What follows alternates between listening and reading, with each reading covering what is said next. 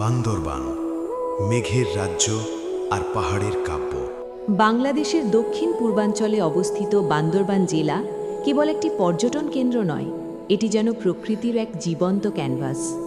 সমুদ্রপৃষ্ঠ থেকে অনেক উঁচুতে অবস্থিত এই পাহাড়ি জনপদকে বলা হয় বাংলার স্বর্গ। দেখা যায় সূর্যাস্তের সময় নীলাচলের আকাশ যে রঙের খেলা দেখায় তা ভাষায় বর্ণনা করা অসম্ভব।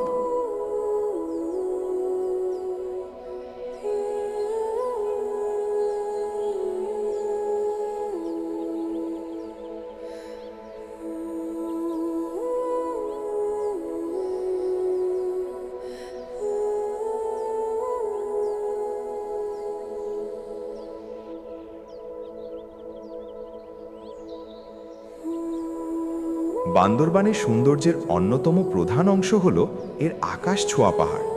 তাজিংডং এবং কেওক্রাডংয়ের মতো দেশের সর্বোচ্চ শৃঙ্গগুলো এখানেই অবস্থিত। এই পাহাড়গুলোর চূড়ায় দাঁড়ালে মনে হয় যেন আকাশটা হাতের মুঠোয়। নিচে পাহাড়ের গায়ে গায়ে জুম চাষের সবুজ দৃশ্য। বান্দরবানের নীলাচল এবং নীলগিরি পর্যটকদের কাছে স্বপ্নের মতো দুটি স্থান। নীলগিরিকে বলা হয় বাংলাদেশের দার্জিলিং। এখানে মেঘ আপনার গায়ের ওপর দিয়ে বয়ে যাবে আর আপনি মেঘের ভেতর দিয়ে হেঁটে বেড়াতে পারবেন। বান্দরবানের প্রাকৃতিক ঝর্ণাগুলো এই সৌন্দর্যে যোগ করেছে এক ভিন্ন মাত্রা। নাফাকুম, অমিয়খুম কিংবা শৈলপ্রপাত, প্রতিটি ঝর্ণাই যেন প্রকৃতির প্রাণবন্ত সুর। পাথুরে পাহাড় চিরে নেমে আসা স্বচ্ছ শীতল জলধারা যখন নিচে আছড়ে পড়ে, তখন সেই শব্দ আর চারপাশের শীতলতা পর্যটকদের সব ক্লান্তি ধুয়ে দেয়।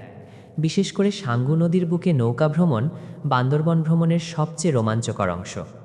পাহাড়ের কোল ঘেঁষে বয়ে চলা এই নদীটি যেন পুরো জেলার জীবনরেখা। নদীর দুই পাশের জনজাতিদের জীবনযাত্রা আর পাহাড়ের বিশালতা পর্যটকদের মুগ্ধ করে। প্রকৃতির পাশাপাশি বান্দরবানের সাংস্কৃতিক বৈচিত্র্য অত্যন্ত আকর্ষণীয়। মারমা, মুরং, ত্রিপুরা সহ বিভিন্ন ক্ষুদ্র নৃগোষ্ঠীর সহজ সরল জীবনযাপন, তাদের বিচিত্র পোশাক এবং উৎসব এই অঞ্চলের সৌন্দর্যকে আরও সমৃদ্ধ করেছে।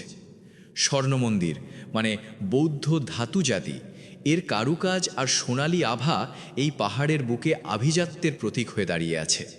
পরিশেষে বলা যায়, বান্দরবান এমন এক জায়গা যেখানে প্রকৃতি তার সমস্ত রূপ, রস আর গন্ধ উজাড় করে দিয়েছে।